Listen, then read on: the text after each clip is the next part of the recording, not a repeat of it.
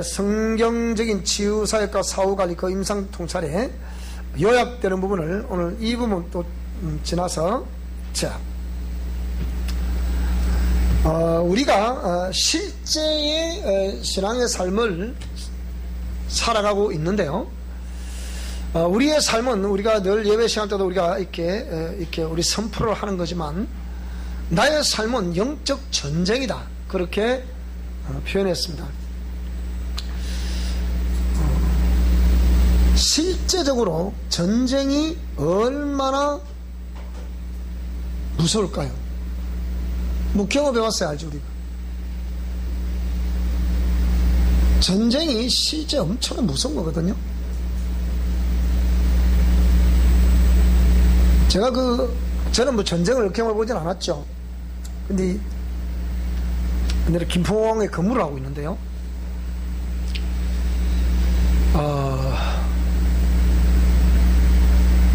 옛날 미거기가, 북한에서 미거기가 우리 남쪽으로 내려온다. 김포공항에 갑자기 비상이 걸렸어요. 그러면 항상 5분 대기조가 있어가지고 김포공항 안에 있는 모든 부대가 비상이 걸립니다. 대체 미거기가 북한에서 넘어오니까 이게 보통 문제 아니잖아요. 누구냐? 이용평 소령이 그걸 몰고 내려온 거예요. 조금 있으니까 국산 우리 옛날 제공호라는 거 있죠, 그죠? 우리 전투기가 싹 날아오는데 두 대가 쫙 깔려면 깔더니 그 비행기가 내려왔는데 그 비행기가 미거기라. 그러니까 그 비상에 걸리니까 뭐 공항이 뭐 난리가 난 거예요. 그래가지고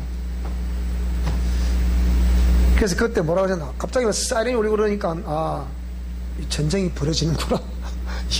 미국이 늘어나고 전쟁이 벌어지는구나. 그때 어떤 마음이 들었냐? 나도 총을 총을 쏘아서 전쟁을 해야 되는구나. 순간 저는 그 생각이 들더라고요. 좀 있으니까 한 30분 지나니까 해지를 하는 거예요. 알고 보니까 그 미거기가 이용평 소령이 미거기를 먹고 이렇게 넘어온 거예요. 그래서 그게 어제 김포항에 착륙을 한 거예요. 자, 그런 일이 있었는데, 이 만약에 실제 전쟁을 여러분 한다면 어떤 일이 벌어질까요? 그러니까 옛날에 6.25 전에 그랬다잖아요. 북한 공산군이 내려와서 예수님 믿가시오 안 믿가시오? 그래서 안 믿다면 그래 총구려고 틱 나와야 돼. 뭐 민다 뭐라고요? 다시 한번 말해보라고. 그 민다면 총을 쏘거나. 우리 어릴 때 그 이승복이라는 그 어린이 뭘 했다고요? 울진 삼척 무장공비가 수십 명이 한꺼번에 내려왔는데 그 어린아이가 뭘 알겠어? 초등학교 2학년. 싫어요. 공산당이 싫어요. 얘도 그 어린아이 입 아가리를 찢어버렸다. 그게 북한 공산주의자들이 그게. 아무렇지 않게 그냥 환상적으로 뭐 이렇게 생각하는데요. 그 당해보면 알아, 당해보면. 뭐든지 당해보면 안다잖아요. 그러니까 우리 영적 전쟁이라는 것도 당해보면 아는 거예요.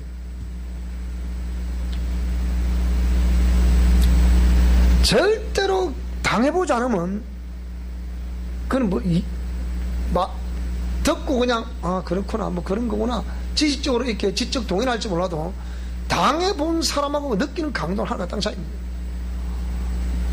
그래서 제가 이 논문을 쓰면서 이 논문을 제가 평생에 내 신앙자 40년 이상의 신앙생활에 결정판이잖아요. 이게 어찌 보면 이게 그걸 이제 경험했던 걸 쫙 썼잖아요.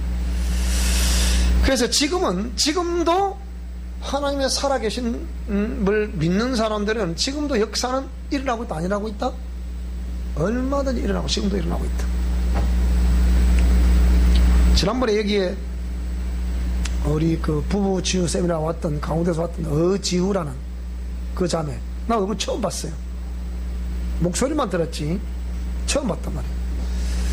그런데 이 자매가 내가 이제 올려보내면서 숙제를 하나 보냈거든요. 숙제를 내줘서 보냈는데 그 숙제 때문에 전화를 했다는 거예요. 전화가 왔어요. 그저께인가 전화가 왔는데 한 10시쯤 됐나 그리 전화를 왔어요. 받았어. 여기 목사님 저예요. 그래. 어떻게 목사님 숙제를 하라 그랬어요. 숙제를 못했어요. 숙제를 했는데 아직까지 소식이 없어요. 그래요. 소식이 없대요. 그래서 남편에게 이제 이렇게 어쩌다 보니까 이제 이렇게 이혼이 됐는데 전화를 해서 물어봐라. 그때는 예수님 안 믿었을 때고 이렇게 예수 안 믿다 보니까 서로 감정이 격해지게 되고 감정 충돌에 의해서 이제 갈라서게 됐는데, 그러면 당신이 지금 하나님을 경험하고 난 이후에 느낀 점이 어떠냐? 다르잖아요. 따라합시다. 몰랐을 때는 하나님이 이해를 하신다. 그 성경에도 짐짓죄를 짓는 사람은 화가 있다 했잖아요. 짐짓죄가 뭡니까? 알면서도 짓는 죄를 말하는 거예요. 그러나 자신이 이게 죄인지 아닌지 모르고 그냥 그게 얼마나 큰 실수인지 모르고 했다. 근데 그것에 의해서 이 부부가 갈라져 버렸다. 그러면 안 되잖아요. 그래 했더니 전화했더니 소식이 없어요, 목사님. 그러더라고요. 근데 원래 처음에는 이제 왔는데 제가 못 받았거든요. 다시 통화를 하는데 통화하는 중에 목사님 전화가 와요. 신기하네요. 누구 전화 와요니까 그 남편 전화가 왔다는 거예요. 그 통화하는 중에 제가 통화하는 중에 전화가 오는 거예요. 참 이게 신기하네요. 그래요. 그러면서 뭐라고 그러냐? 어저께 토요일 만났을게. 토요일 날 만나자고 그러네요. 그저께 그러더라고요. 근데 어저께 이제 오늘 가면 아마 오늘 저녁쯤 되면 아마 소식이 오지 않겠나 싶은 생각이 들어요. 왜? 사역자가 존재하는 것은 제가 나름대로 경험해 보았고, 내가 우상 숭배하는 가문에서 태어나가지고 그 부정적인 영향력을 뼈저리게 경험을 하게 되고, 그걸 또 분석을 해보고, 또 분석을 해보고, 이 분석을 해본 걸 30년 이상 그렇게 해봤으니까, 그분을 연구하고 또 자료를 남기고, 또 연구하고 자료를 남기고, 또 연구하고 자료를 남기고, 이렇게 가지고서 이 논문을 썼단 말이에요. 그러니까, 분명한 것은 히브리서 13장 8절에 하나님은 어제나 오늘이나 영원토록 동일하시다. 과거에 지난날에 역사하셨던 그 하나님, 여러분 우리 지금 오늘 이 시간 저와 여러분에게 그 하나님 다시 말해봅시다. 나의 신앙생활 전에도 그 하나님이셨고, 현재도 그 하나님이시고, 내 신앙생활 미래도 그 하나님이 나와 함께 하신다. 믿어야 되잖아요. 믿어야 되잖아, 그죠? 믿어야 된단 말이에요. 그런데 그 하나님이 분명히 살아계신 하나님은 틀림이 없는데, 왜 그 하나님이 나와 함께 하신다는 증거가 일어나지 않고 있느냐? 기적은 지금도 계속 진행될 수 있다고 기적 진행설 말하는데, 하나님이 살아계시면 마땅히 그 하나님을 믿는 나에게는 얼마든지 하나님이 역사하실 수 있는데 왜 나에게는 그 기적이 일어나지 않을까? 그 이적이 일어나지 않을까? 생각해 봅시다. 그래서 기독교 2000년 역사를 볼 때 하나님은 전지전능하시고 말씀이 살아있다. 히브리서 4장 12절에도 하나님 말씀은 살았고 운동력이 있다. 그런 사람들은, 이적 종료설을 말하는 사람들은 이런 하나님이 살아계시다는 이 말씀을 안 믿는 것 같아. 내가 아무리 봐도 말씀은 기록되어 있는데 안 믿는 것 같아. 어느 선교단체에 있는 좀 높으신 분이 그러시더라고요. 선교단체가 가르칠 때는 마귀나 귀신이라는 용어가 나오면 그때는, 근데 왜 지금 보니까 그렇게 많은지, 그 용어가 마귀나 귀신이라는 용어가 복음서를 보니까 얼마나 그리 많은지, 마가복음 보니까 노다지 귀신이라 보니까. 근데 옛날에 왜 그래 안 보였지? 그게 안 보이더래. 하다가 마귀나 보고 막 넘어갔대. 귀신은 넘어갔대. 병든 자에게 손 좀 나으리라 했거든. 그만 넘어갔대. 그냥 왜? 자신이 없으니까. 이게 현실이거단 말이에요. 그러니까 복음주의자들이라 부르는 사람들, 인간 이성 우위를 주창하는 신학자들, 즉 말하면 기적 종료설을 증가하는 사람들, 그래 말하는, 어째서 기적 종료설을 자신있게 말을 하는지 모르겠어요. 그 하나님이 지금도 살아 역사하시는 하나님이시고, 말씀이 살았고 운동력 있다고 분명히 기록하고 있는데 왜 기적이 끝이 났다고 말하는가? 그러면 신의 존재도 없는 거예요. 그럼 기적이 끝이 났다면 신의 존재가 없는 거라니까요. 근데 기적은 지금도 일어날 수가 있다. 그런데 기적 종료설로 인하여 치유와 기적의 불필요성을 자연스럽게 복음주의자들이 그걸 지지해 왔다. 그러므로 소수의 성령사역자들에 의해서 치유의 사역의 능력을 겨우 유지해 오다가 오히려 이제 그나마 성도들이 변화되지 않기 때문에 목회자들도 다시 계속 이 치유 사역을 해가야 되는 필요성을 느끼지 못하거나 또 스스로 지리멸렬해버리는 그런 경우가 있어가지고 오히려 포기해버리다 보니까 더 귀신이 더 강하게 여러분 잘 들으셔야 돼요. 이거 중요한 내용입니다. 우리가 치유사역 나도 다 경험해봤다. 그걸 끝나버리면요, 분명히 성경은 뭐라고, 이거 완전히 처리가 안 되면 집을 나간 귀신이 7귀신을 데리고 들어온다고 했어요. 전부 다 악하다 그랬죠. 이 말씀 잘 기억해야 됩니다. 그러니까 전쟁을 한번 딱 치르기 시작하면, 전쟁을 치르기 시작하면 반드시 끝장을 내야 된다. 끝이 날 때까지 전쟁을 해야 됩니다. 그러니까 보세요. 우리가 만약에 옛날 6.25 사변 때 전쟁을 해도 완전히 북쪽 그까지 백두산까지 다 완전히 딱 정리해버렸으면 지금 이런 일이 있겠습니까? 난 북한의 저 젊은 남매를 보면 이해가 안 돼. 우리 아들 또래밖에 더 됩니까 그거? 이 사람들 자면 말이에요. 그게 무슨 힘입니까? 그 한마디에 대통령이 벌벌 떠자. 지금 보세요. 뭐 하자고 하는지 모르겠어.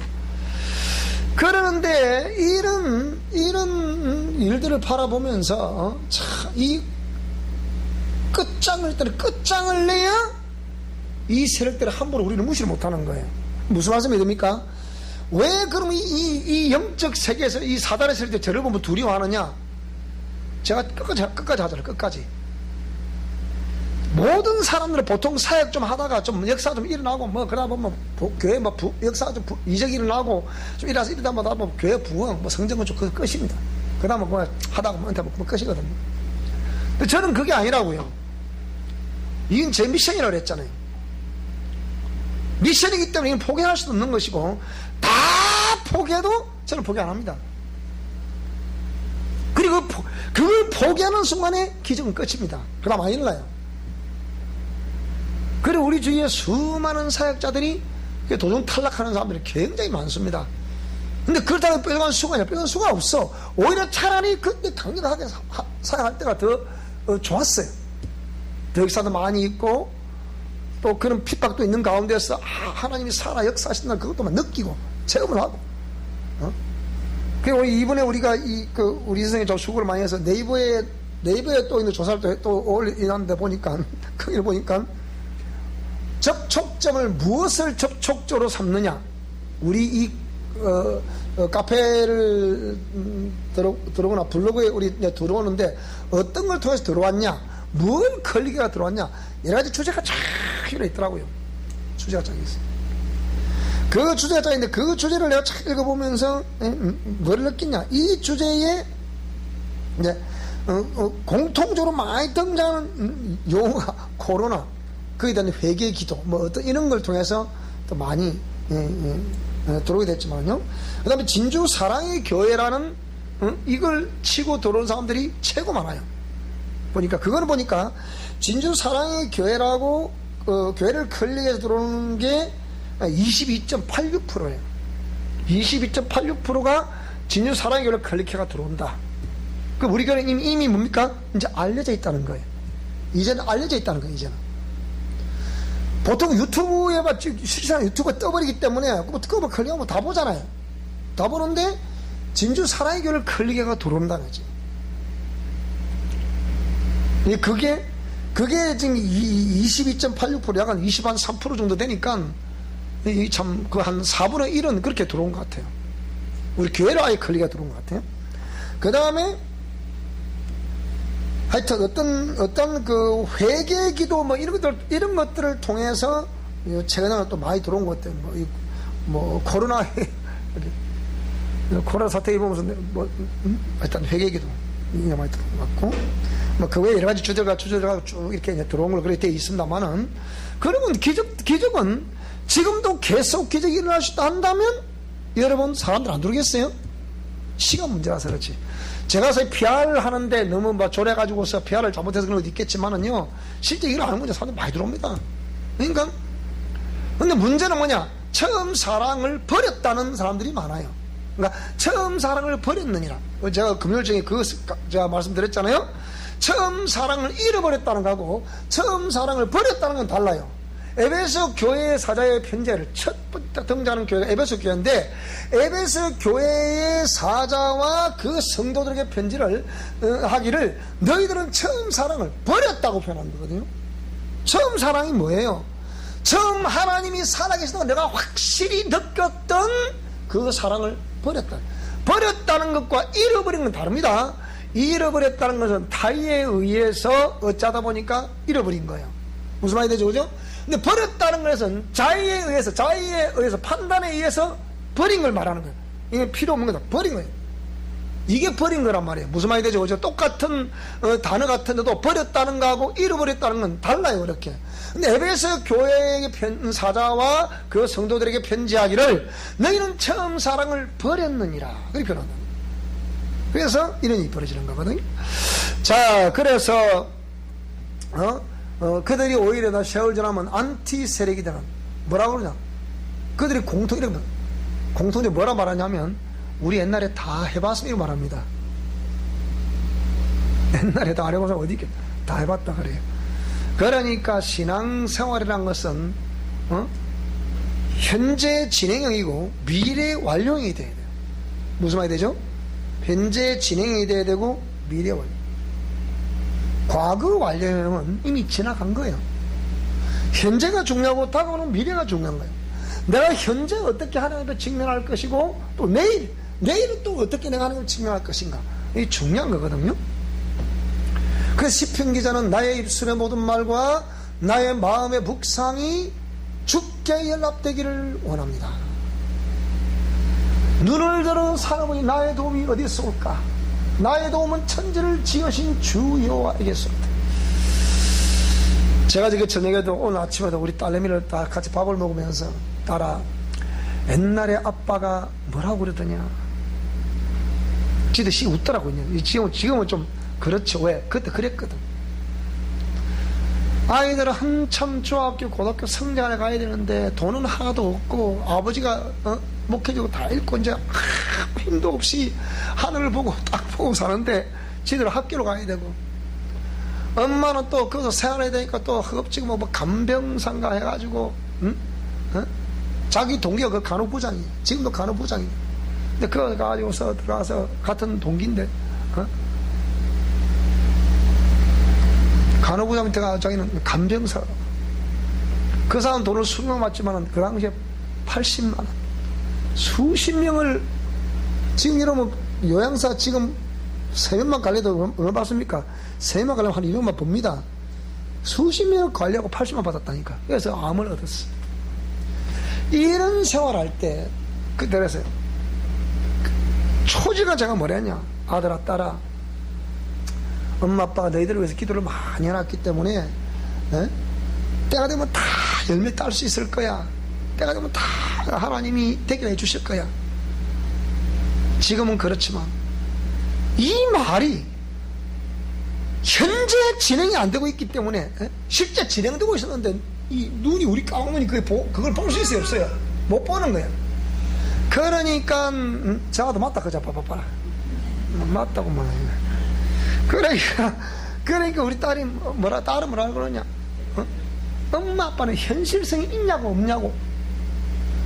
이 세상에 현실성이 있냐 없냐 따지는데 그 뭐라 말해야 되겠어요? 그 현실성은 뭡니까? 지도 갖고 싶은 거 경영이종을 나왔잖아. 가보니 그래도 그 사립 중학교라 해서 거기에 진실의 부자 딸들이 다 온다 그쪽으로. 그런 그 사이 속에 가난뱅이 목회자의 딸이 그 학교에 가려면 자존심은 상하고, 한참 성냥 갖고 싶은 것도 많고, 액세서리랑 이런 걸 얼마나 갖고 싶겠어요. 그런데 보니까 아빠는 매일 하늘 쳐다보고 있고, 엄마는 아침 나오면 늦게 집에 들어오고 있고, 이러니까 뭐가 되겠어요, 그게. 그러니까 엄마 아빠는 현실성이 있어요, 없어요? 눈물을 뚝 들으면서 도대체가 현실성이 있냐고 없냐고, 뭐가 같았다고, 지도 아침에 씩 웃더라고. 아들은 보여주세요, 또 이러지. 그럴 때거든요. 사람 환자는 오늘도 화났다, 이는 와야 일이 되는데 보여주세요. 그러면 이놈의 새끼가 어디서 아버지한테 참 덜 떨어지는 아버지죠. 어디서 이놈 자식이 아버지한테 엄마 아빠한테 이 행동을 하냐고 그때 그랬거든요. 돌아서면 나는 막 가슴을 치는 거야. 아이고 주여, 어쩌면 좋으니까, 어쩌면 좋으니까. 저런데 입을 학대를 말할 수도 없고, 어쩌면 좋으니까. 하나님이 돌아가신 분도 아니고, 그 이만 할 밖에 없는 거라. 그래서 이제 딸이 뭐라고 그러냐, 지금은 지도 직장에서 돈을 벌어보고 하다 보니까 많이 벌 때는 뭐 300만 벌고 안 되면 200만 좀 벌고 뭐 이런다는데, 그럼 뭐 그 사이에 250만 벌겠지. 거리는 버는 모양인데, 그게 뭐라는 거야. 지금은 아빠 내가 먹고 싶은 거 다 먹고 하고 싶은 거 다 하나니까 이제 부족함이 없다, 그래요. 그 아빠 그때 뭐라 그러냐, 때가 되면 다 해준다도 안 타냐 하니까 이해가 된다는 거라. 그게 흥분이 돼서 아침에 검축을 다 해버렸어. 그러니까 막 누구 집사님이 빨리 개차하길 바랍니다, 봉투를 해주고, 나도 바랍니다, 니도 바랍니다. 그럼 막 좀 그 싹 다 검축을 다 해버렸다, 오늘 아침에 막. 그럴 때도 있구만. 실조는 내가 했는데, 실조는 내가 좀 현금을 아직 못 뽑았거든. 내가 다 낫게 또 그래. 그래서 어쨌든 간에 그래. 그러니까 하나님이 살아 역사하시면 계속 이어지고 있다. 지금도 살아 역사하신다. 우리가 믿음이 없고 하나님 말씀대로 삶을 살아내지 않고 순종을 하지 않기 때문에 주님 역사하지 않는 것이지, 주님은 얼마든지 지금도 역사하실 수 있다. 그래서 어지우자매가 그래서 분명히 여기서 가가지고 원래 하열 마쳤으니까 하열을 가서 그 전화를 드렸더니 전화를 안 받더라. 근데 하수목 금요일까지 전화 안 받더라. 근데 딱 금요일 저녁에 쟤하고 통화를 하는데, 목사님 그 사람 전화 왔어요. 어머, 신기하네요. 뭐 신기해요 그냥. 근데 그렇게 신기하다고 이제 자기는 그럴 수밖에 없지.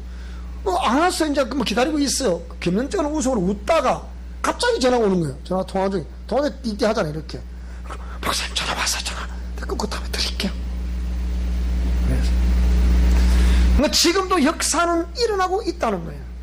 무슨 말이 됩니까? 자, 그러니까 처음부터 치유와 축기 사역 자체를 거부해왔던 치유의 무지한 치유 무용론. 치유는 필요 있다, 없다? 필요 없다는 거예요. 진짜 치유 필요 없을까요, 여러분? 내가 해볼게. 치유는 딴 건 안 해도, 말씀 중심 그건 안 해도 치유는 해야 됩니다, 여러분. 내가 해보니까. 진짜 말씀 중심 외치는 분에게 묻겠습니다. 내가 그랬잖아요. 내가 논문을 썼으니까 이건 다 데이터를 다 내놨어. 진짜 말씀 중심이란 분이 뭐가 말씀 중심입니까? 뭐가 말씀 중심이냐고요. 예수님의 3대 사역이 전부 다 말씀입니다. 프리칭, 티칭, 힐리라는 거. 말씀을 전파하라. 말씀을 가르치라. 양육하라. 그 다음에 말씀 듣고 오는 사람을 치유하라. 이 다 말씀이라고. 이 다 말씀 아닙니까? 전부 다 이게? 이 시간에 말씀인데, 그 중에 가장 많이 말씀했던 말씀이 뭘까요? 그것도 모르잖아. 뭐가 말씀 중심이다, 대체가. 그 중에 가장 많이 구사하셨던 언어, 예수님이 가장 많이 구사하셨던 언어가 뭐냐? 치유와 관련된 용어입니다. 그게 73.85%가 있다 했잖아요. 73.85%. 그렇게 치유와 관련된 용어를 많이 했는데 뭐가 말씀 중심이냐고 도대체. 그러니까 3분의 2 이상이 치유와 관련된 말씀이라. 치유하라는 말씀이라니까 그게. 결론적으로는. 그러면 치유를 하는 것이 말씀 중심이지 않은 거지. 하나님 말씀 믿지 않고 무슨 치유 역사가 일어나겠냐 이 말이에요. 제가 하는 얘기는. 그 치유가 필요 없다. 그게 치유 무용론이라는 거예요. 그 다음에 이적과 죽기는 인정합니다. 역사는 일어날 수 있다. 그런데 뭡니까? 뭐 좀 하려니까 막 자꾸 뭐 우리 보고 이상하다 뭐 이상한 소리 해서 그냥 막 덕이 안 돼서 포기한다. 제가 서울에 처음에 4년 우리가 학교가 4년 됐으니까 6년 전에 처음 서울에 학교를 세울 때 6년 전에 처음에 제가 저쪽 교수를 하면서 서울에다가 제가 앞으로 제2의 어떤 이제 이렇게 전성기를 제2의 시대를 맞이하려고 하면 왜 그때 제가 후임으로 이렇게 말하던 시기였기 때문에 제가 그랬어요. 그러면 제가 만약에 이 센터를 맡으면 제가 두 번째 원장이 되잖아요. 합법적으로. 그러면 제2의 시대가 열려야 되는데 그러면 제2의 전성기를 넣으면 지방에서 안 됩니다. 서울로 갑시다. 그랬어요. 제가 주창을 했죠. 그래가지고 서울에다가 센터를 세웠거든요. 서울에다 센터를 세웠는데 그 교회가 어떤 교회냐? 이제 그것도 우리가 뭐 그게 없으니까 다른 분들의 어떤 안내 해가지고서 어떤 참 고만고만한 분들이라서 또 고만고만한 지위에 있는 사람 지금 하여튼 순복음신앙 대학교에 지금 부총장 하시는 분 그분의 교회에서 뭐 지금 어찌 될지 모르겠습니다만 하여튼 거기서 제가 이 치유 사역을 제가 첫날 그 강의를 하면서 치유 집회를 제가 인도를 했거든요. 한 60-70명 정도 참석을 했더랬어요. 60-70명 참석해서 막 제가 막 축사를 하는데 한 뭐 60명이라고 한다면 한 50명 정도를 제가 축사를 했어요. 2만원 공간에다가 이번 좀 더 공간이 크나 한 50명이 들어누워 있으니까 막 그냥 가서 소마대면 나자빠지는 거예요. 그래갖고 축사를 하면서 봤더니 거기에 그 교회의 권사님들이 전도사님들하고 같이 그 참석을 합니다. 그 자리에. 그래가지고 뭐라고 그러느냐 뒷날 되니까 그 교회 당회자 목사님 저를 불러요. 아까 어저께 지난번에 집회 인도하신 목사님 좀 만나보고 싶습니다. 그래요. 그래 만났어요. 왜 그러냐 이거 안 했으면 좋겠습니다 그러더라고. 왜 그러냐 그러니까 우리도 다 해봤거든요. 근데 해봤는데 사람이 변화가 되지 않더라고. 사람이 변화가 되지 않아서 우리는 포기를 했습니다. 그게 뭐야고요? 프리칭, 티칭 두 영역만 우리는 하기로 당회에서 결정을 했습니다. 그래서 이거 안 하시면 좋겠습니다 이러는 거예요. 그게 뭐라고요? 치유 포기론. 그게 치유 포기론이로. 다 지금 대형 교단에 총회장 하시는 분들입니다 여러분. 치유 포기론. 그 다음에 하나님의 전지전능하신 거 살아서 역사하시는 말씀을 신뢰하여 지금도 그 말씀의 유효성을 믿는 기적 진행설, 치유 지속론, 이 세 분류를 나눌 수 있다. 우리 교회는 우리 미션 코람대오는 어떤 걸 그럼 지지하겠습니까? 우리는 뭐라고요? 치유 뭐라고 이게? 치유 지속론, 기적 진행설을 우리는 지지하고 지금도 따라가고 있습니다. 자, 그래서 이렇게 우리가 지금 사역을 하고 있는데요. 이게 자칫 잘못하게 이렇게 예수님께서 말씀하신 똑같은 말씀 사역인데도 복음 전파와 가르침 두 영역은 말씀 사역의 정석으로 여기서 충실히 수행해 왔지만 치유 사역은 학설과 교리에 자신을 은폐시켜 놓고 영적 세계와 영적 존재의 무지 그리고 영적 전투의 무경험으로 인해서 철저히 부정해 왔다. 다시 말씀드립니다. 여러분이 우리 미션 코람데오의 영성 실천 영역에서 영적 전투 원리를 가지고 또 이렇게 영성 실천 원리를 가지고 시행만 하기만 하면요 내 단호히 말해서 지금도 역시 여전히 경험할 수 있습니다. 여러분 제가 그랬잖아요. 이 조사를 제가 해봤잖아요. 80% 정도 경험할 수 있다 그랬잖아요. 그럼 10명을 세워놓고 나면 8명은 다 경험할 수 있다. 여기도 다 거의 대부분 경험 다 할 수 있습니다. 할 수 있습니다. 하는 사람은 경험 다 하게 돼 있는 거예요. 문제는 안 하니까 경험 안 하니까. 무슨 말씀이 이해되죠? 안 하니까. 자, 그래서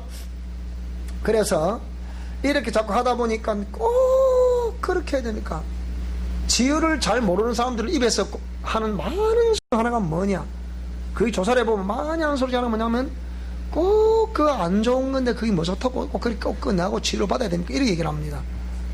그게 뭐가 좋은 기라고. 그러면 가지고 있는데 해결 됩니까? 그거 차라리 수술해 끄집어 몇병 낫지. 그렇잖아요. 수술해서 끄집어 내는 낫지. 나하고 낫습니까? 우리 딸아이 이번에 그랬어요.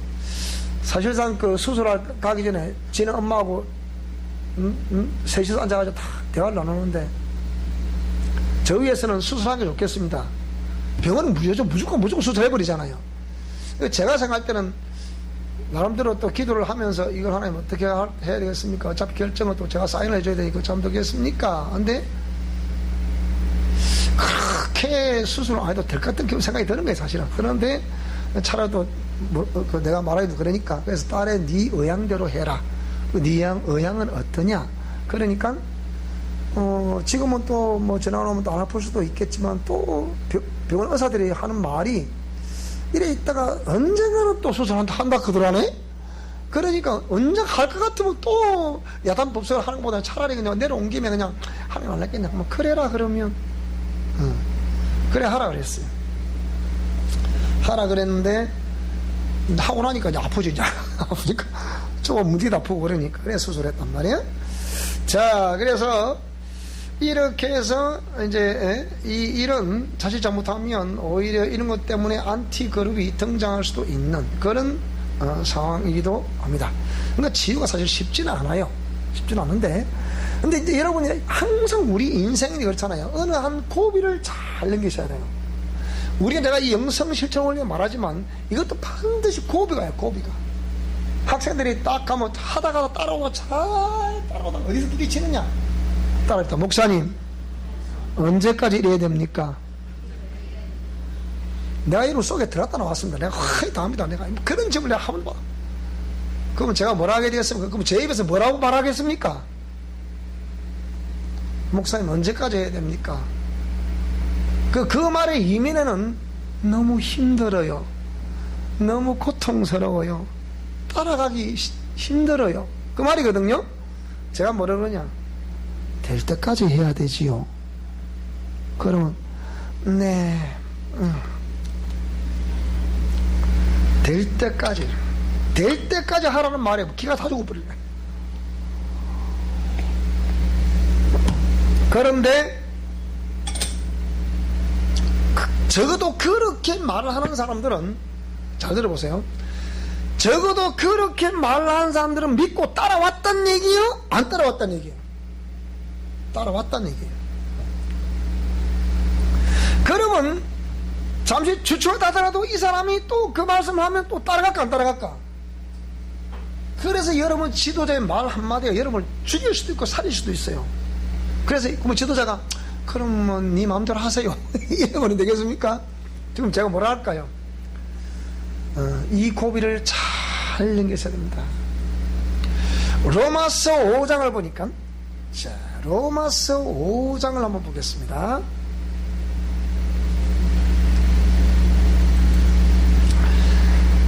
로마서 5장, 자, 보겠습니다. 3절 읽어보겠습니다. 시작. 다만 이뿐 아니라 우리가 환난 중에도 즐거워하나니 이는 환난은 인내를, 인내는 연단을, 연단은 소망을 이루는 줄 알미로다. 소망이 우리를 부끄럽게 하지 아니하면 우리에게 주신 성령으로 말미암아 하나님의 사랑이 우리 마음에 부은 바 되기 때문이다 그랬거든요. 다만 이뿐 아니라 우리가 환난 중에도 즐거워한다. 환난 중에도 즐거워한다. 그러면서 이 힘들지만은 이걸 또 따라가라 하면 그걸 또 억지로 따라온, 그러니까 다시 따라오는데 역사는 또 일어나는 거야. 그러니까 잘 보세요. 우리가 의식 상승 단계 이렇게 되어 있지 않습니까? 그러면 이 단계에도 경험할 내용이 있고, 요 단계도 경험할 내용이 있고, 요 단계도 경험할 내용이 있고, 요 단계도 경험할 내용이 있습니다. 무슨 이 단계의 강력한 표적을 경험하는 요 시기에 처음에 교회 나오면 하나님이 그 사람에게 하나님의 살아 역사하신다는 강력한 표적을 보여줘요. 표적을 보여주면 그 표적을 딱 경험한 사람들은 끝까지 따라옵니다. 따라오는데 어느 정점쯤 가면 표적이 스탑할까 안 할까? 분명히 스탑합니다. 그럼 그거는 요 점에서 쭉, 요 점에서 그 다음에 이 상승을 가야 되는데 요 점에 따고 요 딱 멈춰버리면 그만 쭉 가게 되는 거예요. 요 이후로는 별로 표적이 별로 없어요. 그런데 이게 이걸 잘 생각, 내가 그 연구를 그냥 제가 한 게 아니거든요. 그럼 요 시점에 하나님이 표적을 보여줄 때 요 시점 되면 그 다음에 상승이 와야 돼서 의식 상승이 돼야 됩니다. 그러면 상승하면 또 경험해야 안 해요. 또 경험하거든요. 그럼 또 요 지점 가면 또 표적이 요 사이 지점에 표적이 있어 없어요? 또 있거든. 요 또 멈춰버리면 또 쭉 이렇게 가는 거예요. 이렇게. 그럼 한번 빙 지구본처럼 도는 거예요. 이렇게. 그러면 빙빙 바람이 치받듯이 빙빙 돌다 빙빙 돌다 다른 말로 교회를 들어왔다 갔다 그렇게 끝나는 거예요. 그리고 계속 이 단계마다 뭡니까? 전부 다 표적이 다 기다리고 있습니다. 이 단계에서 일어날 표적이 있고, 요 단계에서 일어날 표적이 있고, 요 단계에서 일어날 표적이 있고, 요 단계에 일어날 표적이 있어요. 다 달라요. 그러니까 같진 않아요. 그러면 요 단계에 일어날 표적과 요 단계에 일어날 표적이 같을까 안 같을까? 뭐가 다를까 여러분? 밑에 제일 하위 단계에서는 하나님이 살아 계시다는 표적을 딱 보여주는 거예요. 그러면 이런 과정을 거치면서 장화도 깨지고 파쇄가 되고 막 그냥 죽사발이 되는 거죠. 그러다 보면 이게 진짜 들기가 거지. 내가 뭐다 저 목사를 만나갖고 참말로 안 올 수도 없고 그냥 일단 오잖아요. 오다가 그럼 이 표적 여기쯤 가면 뭐 어떤 일이 날까? 이게 회복의 표적이 난다니까. 회복의 표적이요. 이게 중요한 거예요. 이게 사람들 그걸 모른단 말이에요. 그러니까 역사는 얼마나 우리를 기다리고 있어요. 근데 멈춰버리는 나 때문에 그것으로 표정 끝이다 이 말이에요. 여러분 주 앞에 부름받는 잠시 세상에 내가 살면서 며칠 후 천국에서 만나봅시다 하고 갈 때까지 이 표적이 일어날 수 있기를 바랍니다. 조지 물러는 5만 번의 기도 응답을 받았다잖아요. 그럼 살아계시면 계속 그 표적을 경험했다는 얘기거든. 그럼 우리가 그럼 그래 안 될 거고, 지금 제 옆에서 제 주위에서는 매주마다 그런 표적이 나 전하고 오고 있잖아요. 제가 매일 따끈따끈 소식을 전하고 있잖아요. 여러분은 안 보니까 절비돼야 되는가 말아야 되는가, 그거는 뭐가 분노 이 안에 다 있습니다. 그럼 제가 읽어주잖아요. 이렇게 그런 게 있다고. 응? 지난주까지만 하더라도 지난주에 제가 또 우리 영적 유전자 해결 기도문을 제가 수십 건을 붙여 또 보냈습니다. 안 돼서 500건 주문해 놨어요. 그러면 이런 것이 왜 나가냐고. 오늘 이민수 선생님 얘기 들어보니까 자기 친구들한테 십자가에도 다 줬더니, 야, 네가 옛날하고 훨씬 달라졌다 막 그러더래요. 내가 보다 많이 예뻐졌단 말. 얼굴도 환하고. 옛날에는 목사님 미워요 그랬거든. 내고 믿던다. 아이고, 살려줘놓게 내고 믿던다. 자, 일단 지금 어떠다고 지금 보세요. 얼굴이 환하고 울고 좀 그런 거란 말이에요. 자, 그래서 또 로마서 있게 자, 8장 한번 보겠습니다. 로마서 8장 한번 봅시다. 8장 자 18절 16절부터 18절까지 시작. 성령이 친히 우리의 영과 더불어 우리가 하나님의 자녀인 것을 증언하시나니 자녀임은 또한 상속자 곧 하나님의 상속자요 그리스도와 함께한 상속자니 우리가 그와 함께 영광을 받기 위하여 고난도 함께 받아야 할 것이니라. 생각건대 현재의 고난은 장차 우리에게 나타날 영광과 좋게 비교할 수 없다. 그래서 단식한다는 거예요. 현재의 고난 때문에 나타나지는 않으시고 경격게 하시는 고난 때문에 탄식을 한다는 거예요. 뭐가 탄식한다고요? 내 영혼이 탄식한다는 거예요. 자, 그런 하나님의 역사는 여러분이 하시는 것만큼 표적을 가지고 그 때에 따라서 가장 알맞은 표적을 가지고 역사를 가지고 기적을 가지고 우리를 기다리고 계신다. 주님은 확실히 믿으시기 바랍니다. 자, 그래서 제가 이 본인의 임상에서 철저히 경험했던 가계치유의 결론이라 말할 수 있는 죽기사역, 죽기사역을 제가 이 38년째 지금 진행하고 있잖아요. 해보니까 뭐라고요? 예수님의 이름 앞에 쫓기는 악한 영들의 재침투 문제가 거의 100% 이루어지고 있다는 거예요. 따라 재침투는 100% 이루어진다. 그러니까 결정적으로 사역자나 내담자나 이걸 모르면 변화가 된다 안 된다? 변화가 안 된다는 거예요. 제가 저 교사든 거기도 어떤 사역자 한 분이 제가 우리 중국 친구들 우리 데려와서 우리 세미나를 할 때 그때입니다. 한꺼번에 고참 사역자 16명 데리고 나와버린 거예요. 원한 사람이. 자기가 막 최고 강력한 사역자다 그래가지고 그래갖고 막 서울에다 학교를 개강하더라고 막 국민뭐 신문에 난리라더니 자기도 4년 자기는 저보다 저 학교 세운 지 더 됐죠. 더 먼저 됐죠. 저는 4년 됐고 우리 말씀학교 교수 했지만은 그런데 뭐라고요? 안 돼가지고 철수를 하고 다시 자기 고향으로 돌아갔대. 그 사람들. 왜 안 됩니까? 재침투 문제를 해결을 못하는 거예요. 재침투 문제를. 그러니까 변화가 안 된다는 거죠. 그런데 답은 어디 있다? 답은 어디 있다 됐어요, 저게? 답은 성경에 있는 거. 답은 성경에 있거든요. 그래서 저는 이 논문 쓸 때 이 문제에 관한 본인이 영성치유 원리를 깨달을 때까지 약 30년 이상이 사실 걸린 내용을 정리해서 낸 거예요. 자, 그래서 깨달을 때까지만 해도 일찍이 성경을 읽고 기도를 많이 하고 영성에 관한 훈련, 공부 관련 서적 읽어둔 거, 뭐 성경 강론, 뭐 축사 사역, 영성 사역 자신 만만하다고 생각했던 교만이 있었다. 그래 문제는 본인의 성장 과정에서 형성된 각종 상황, 감정, 상처들을 치유한다는 내적 치유 영역인데 집사람이 오래전부터 아시잖아요. 우리 요 서울 경남에 유명하시고 우리 진주에서도 유명하시고 거기에 다니면서 저보고 자꾸 가보자는 거예요. 그거 제가 그랬잖아요. 그것은 그런 의지력이 약한 사람들은 그거 가지만 나 같은 사람 안 가된다고 그랬거든요. 그런데 발버둥 쳐도 해결되던 사방으로 사역의 문이 막혀버리고 말할 수 없는 고뇌와 고통의 지루한 시간들이 지나가고 아무리 고민해도 도무지 이해가 안 되고 풀어지도 않는 괴리의 날들이 이어지게 되고 나는 도대체 왜 그래야 되는가? 내가 뭘 이렇게 진짜 뭘 잘못해서 이렇게 나 고통을 당해야 되는가? 하나님이 과연 나를 지금 바라보고 계실까? 아니면 얼굴을 돌려버렸을까? 이 말도 못한다.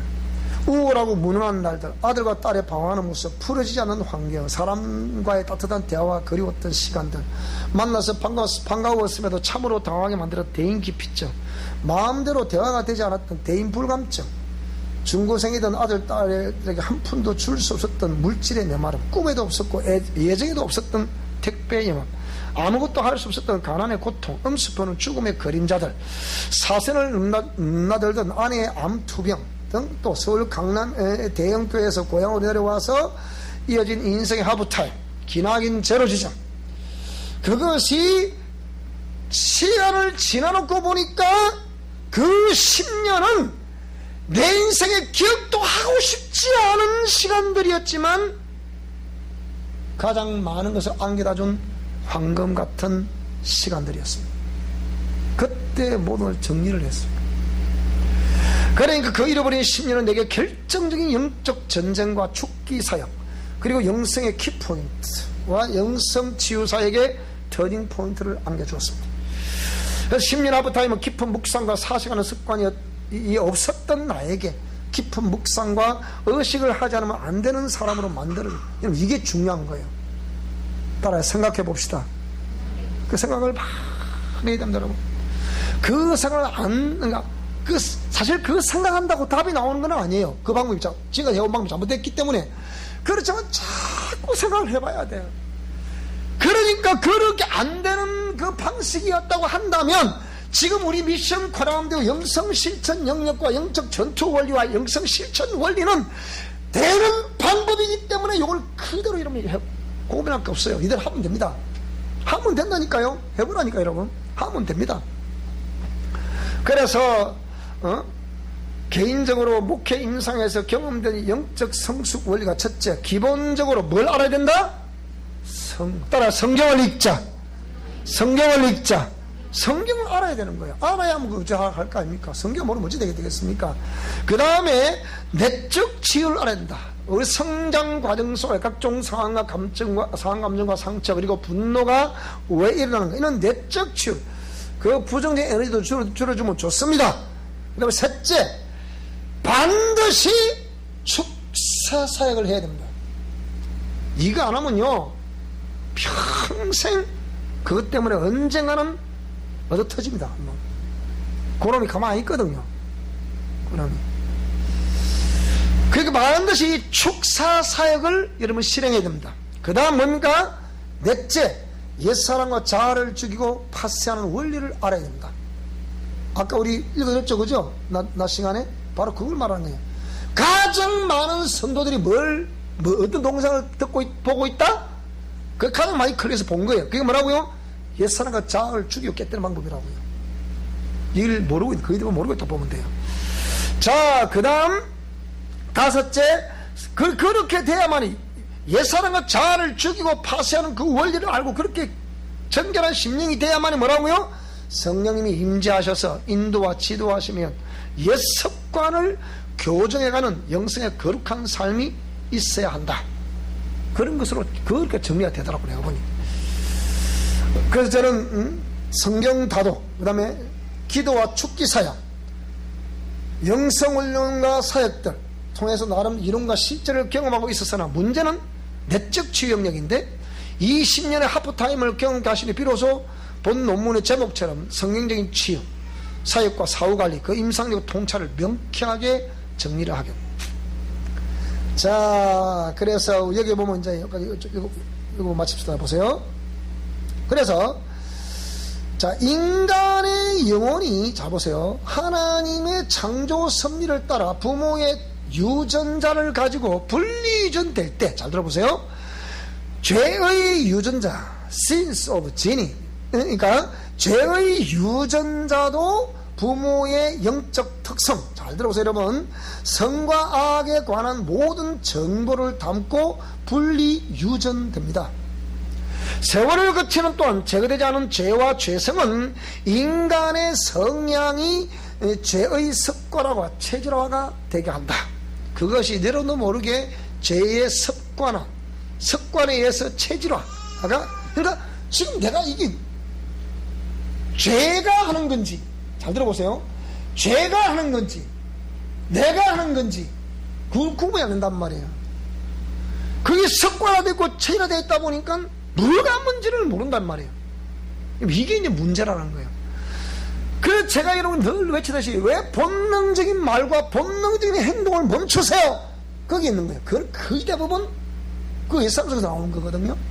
그 죄와 결탁 때 거기서 나온 거란 말이에요.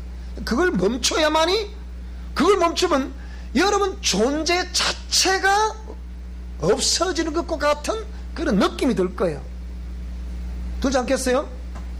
그러면 전부 다 내가 그러면 내가 그럼 전부 다 하면 그겠네? 그럼 그 속에 하나님 없으면 전부 다 그러면 귀신인지 뭡니까 그러면? 틀리십니까 그게? 생각해보라고요. 죄의 유전자 가지고 태어났는데 예수님만 안 믿고 저 밖에 있는 사람들은 전부 다 죄 덩어리 아닙니까 이러면 그게? 안 그래 여러분? 생각해보시라니까요. 영적은 그렇다 그 말입니다. 그래서 세월을 거치는 동안 제거되지 않은 죄와 죄성은 인간의 성향이 죄의 습관화와 체질화가 되게 한다. 이렇게 해서 이 죄를 뒤집어 쓴 채 태어난 사람을 다름 아닌 나의 뭐라고 한다 그걸 바로 옛사람이라고 한다. 옛사람. 죄를 뒤집어 쓰고 내 세포 속에 머리에서 발끝 이렇게까지 100쪽에 되는 세포 속에 죄가 배어서 오염됐다고 뭐 그러나 하여튼 죄가 다 배어있는 그 속에. 그래서 그 죄를 뒤집어 쓴 채 태어난 사람을 다름 아닌 나의 옛사람이라고 한다.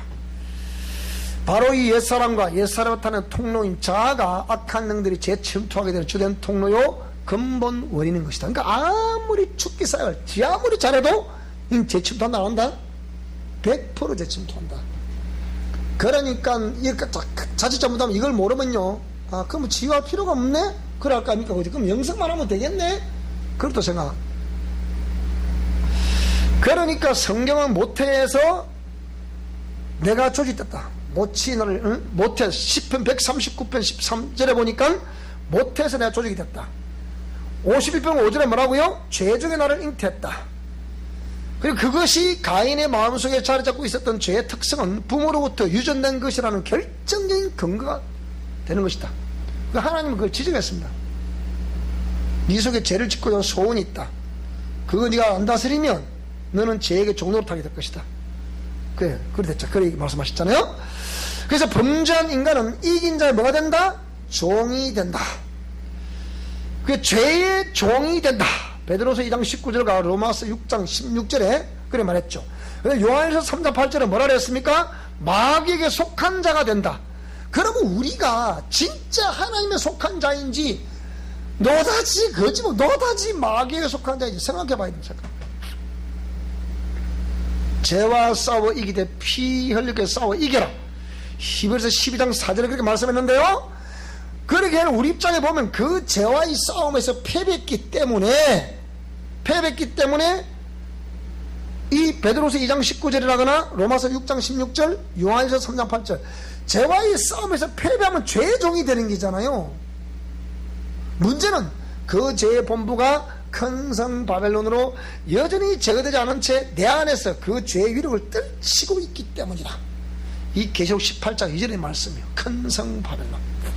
그래서 그러므로 창세 이래 아담으로부터 분리 유전되어 왔던 육신의 DNA 또 상대적으로 이면의 영적 DNA는 본인이 원하든 잘 들어보세요. 지금 본인이 원하든 원하지 않든 자신의 세포 속에 박혀 그 특성을 유감없이 나타내고 있는 거란 말이에요. 무슨 말씀 이해돼서 지금? 죽기 사역자들이 이러한 귀신의 재침투 문제 영역에 봉착하게 되자 또 다른 괴리에 빠져버리게 되는 것이다.